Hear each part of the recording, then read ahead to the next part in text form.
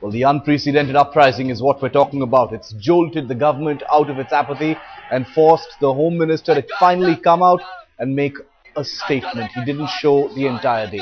Anger was simmering. The protesters waited patiently, raised their voice peacefully till patience finally ran out after 13 hours of protest. And by evening, anger exploded. The government finally woke up to the anger on the ground. The Home Minister, Sushil Kumar Shinde, addressed a press conference just kilometers away from the protest site, promising justice and ordering a judicial commission to investigate, but rejected a special session of parliament as demanded by the BJP's Sushma Swaraj. The sufficient evidence has been gathered to prosecute them, and the charge sheet will be filed very shortly. The government is requesting the court for a speedy trial through a fast-track court on day-to-day basis. मैं बस में यात्रा किया था।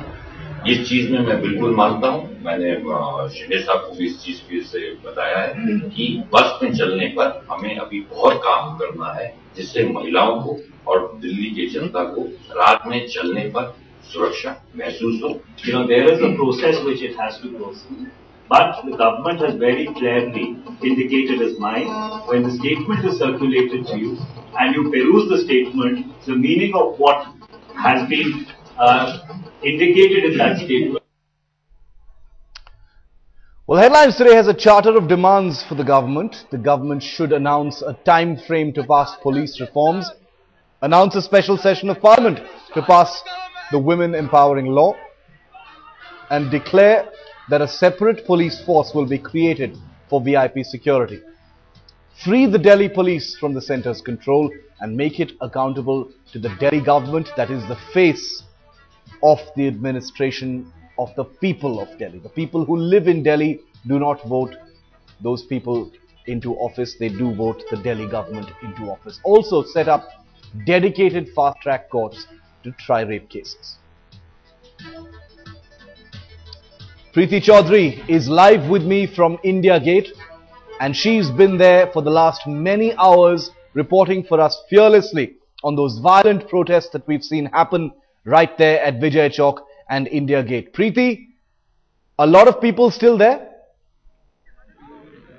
You know, Shiv, tomorrow is another day, and of course the protest moves tomorrow now. Now, from here on, crowds are thinning out, but what we saw today was unprecedented. It was history which was made today. Now, the day belonged to the protester. I have with me one such protester, noted sportswoman Sunita Godara, also joined the protest today. What made you think that it took so long for the government to actually come out with a statement? From the morning, don't you think somewhere down the line, Ms. Godara, they should have engaged these crowds? See, the problem is nothing but systematic failure. Now they are seeing a lot of people on the street, so they are a little bit scared, worried, so they are giving a statement. But all the statements are, they will do it. They will, commission, and, whatever they are doing, it's just they are passing the time. Because court closed on 20th. Why didn't they go ahead and get another session of parliament? Why didn't they extend the winter session? Everybody here demanded that See, they could have done this on 20th itself. The day this was last parliament. Don't all of us who are standing here demand that there should be a extension of the winter session? Don't you demand? Yes! Of course we want an extension of the winter session. We want the government to take some, effective steps. For example, the fast-track courts. For example, in the Supreme Court, when matter was going on, the Malik Mazhar versus Union of India, in that the Supreme Court take a suo motu action regarding the establishment of the prevention of corruption cases. Now the things have come to rape. They should now, take it as turning step. Definitely. Now the government should establish the fast-track court. The 40,000 cases are pending only regarding a rape cases. If they now, if now, there's lots of anger, Shiv. Very few people out on the streets here still at. Yeah, go ahead, ma'am. See, we don't want consolations just repeating on the same thing. Politicians coming on the channels and they've been, giving us consolation and saying that there'll be amendments in the law and we'll do this and we'll do something in winter session, and they've been demanding for a lot of things. But I think a lot of people are standing here, and I saw outrage today on the roads, and people have no faith left in law. This is what I've been getting from people, and I'm also attached to a political party, but I must say I'm a woman first, and a six men raping a woman is something which we can't tolerate. See, the problem is there is no rule of law in this country. The country has become banana republic, judiciary, the police system, and the system failure, and they have become das numbri. And the same thing, when they don't do any action, such things are happening in the country. Every day the rapes are taking place, but they are not bothered. They should put this case as exemplary case. And angry voices should not have the Prime Minister today address the nation when he saw so many kids getting beaten up. He should have done it. He should have addressed the nation. Moreover, along with the Prime Minister, the other people also, they should come forward. People from judiciary, they should come forward. People from police, they should come forward. And the most important thing is, actually we are protesting, it's okay, but we are not finding the root cause of the problem. Lots of anger today at India Gate ship, lots of anger at Rashtrapati Bhavan. We saw over the last 3 days a protest now take the form of a movement. Tomorrow is another day, and what we are hearing, thousands will gather here again, only with one voice, which is we want justice. Well, we want justice, and tomorrow's a Sunday, so I'm pretty sure that the crowds are going to be big tomorrow as well. The real test will be if they're the same on Monday as well. I don't wish to be cynical, but we've seen that happen when Anna Hazare was at Ramlila Maidan. We'll have to see if the same thing happens this time as well. Is this a larger issue? Is this an issue that matters more to people, considering it has pan-Indian implications, safety for women? It's not something that is confined to Delhi or to Bombay or to Mumbai or to Kolkata. It is an issue that is pan-Indian, and it matters to people everywhere. Like I said, I'm opening up my phone lines. The numbers on your screen right now are the ones that you can call. I already have a caller. Tanveer from Delhi is with me on the phone line. Tanveer, have you been watching the protests all day? What's going through your mind? I had my cousins at the protest, and I got a live description of the protest as well. And what I really want to talk about is the interview we just saw on your channel, and how Sheila Dikshit, being the chief minister, took no responsibility whatsoever of what just happened. Yeah, well, lots of people, I'd like to clarify, lots of people have been blaming Sheila Dikshit for the situation, and there is no doubt that she must take a certain amount of responsibility for the way things are in the national capital. But unfortunately, law and order and the Delhi police is not administered by Sheila Dikshit's government.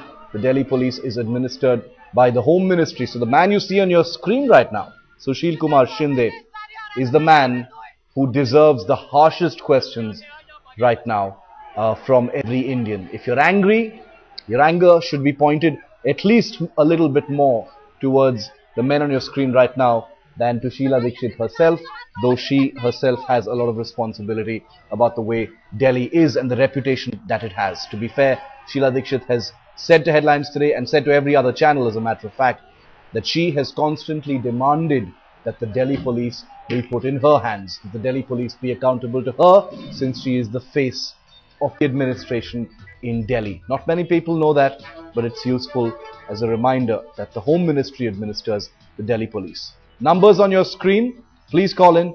I want to put your voice on air. It's been a day of anger in the national capital. It's been a day of frustration, sorrow, and a lot of violence as well. Unprecedented images that we've been bringing to you live through our team of reporters at Vijay Chowk and Raisina Hill. Mohan is a caller from Mumbai. Mohan, go ahead. Yes, we should continue this protest until all the police protection to the VIPs is withdrawn. The root cause is diverting 25% of the police force to guard the VIPs. Well, that is a demand that a lot of people are making. Remove VIP security. The Delhi police are deployed in astonishing numbers just to provide personal security to our politicians. Many of them are criminals themselves. Some of them have rape charges against them. a particular MLA with rape charges against him has Y category security, which is pretty high, the second highest as a matter of fact. So you can imagine that last comment from our viewer in Mumbai. In fact, one of the elements in the Charter of Demands that Headlines Today has put out is create a separate force for VIP security. Why use people from the Delhi police? The Delhi police is meant for Delhiites, for citizens, for the Aam Aadmi, for people on the street, for women who want to go out and who don't want to feel afraid of going out at any point of time, anytime, anywhere in this city. Why should the Delhi police sit and protect politicians, whether they're corrupt or not corrupt? Why are they there to protect them? VIP security is a very sensitive issue. We understand that point as well. Today is Saturday. Navneet is our next caller. He's calling us from Nagpur. Navneet, go ahead. Okay, Navneet Dwivedi. Please go ahead, Navneet. Sir, this unless and until these investigating agencies, the police, come out from the clutches of politicians, nothing can be corrected in this country. They should made as independent as judiciary, and then how to control, they devise the method. Because these politicians are controlled by the vote banks, and ultimately they are influencing the politician, and the politician is influencing the police. So until the police comes out from the clutches of politicians, the things will not going to improve in this country, and crime rate will not going to improve. Well, that is a good point. The fact is, there are so many different things that need to be changed.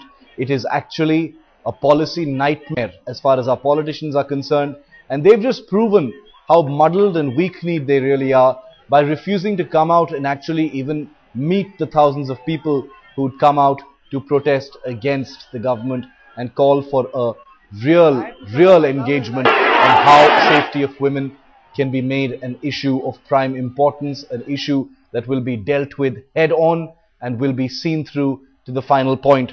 Several ideas have been coming in as well. Kolkata is another place where protests were held today in solidarity with what we saw in Delhi. Arun is our next caller. He's calling from Kolkata. Arun, go ahead. Yeah. So one thing I have in mind is, like, we are asking for a lot of punishments, changes in law for punishing the rapists. But I guess we also need to amend laws to punish the police people. You know, if we find they have the ones who were responsible for either not registering the FIR or for ignoring it, maybe there should be some 1 year, 2 year imprisonment to them also. That's what will make them come under pressure and make sure that the request is taken, the complaints are taken in time, some proper action is taken for that. Arun, thanks for calling. Point well taken there. Lots of different suggestions have been pouring in right through the day about what needs to be done to get this situation to become a tipping point of sorts, so that there is never again the kind of apathy that we've seen from any kind of government about the issue of women's safety.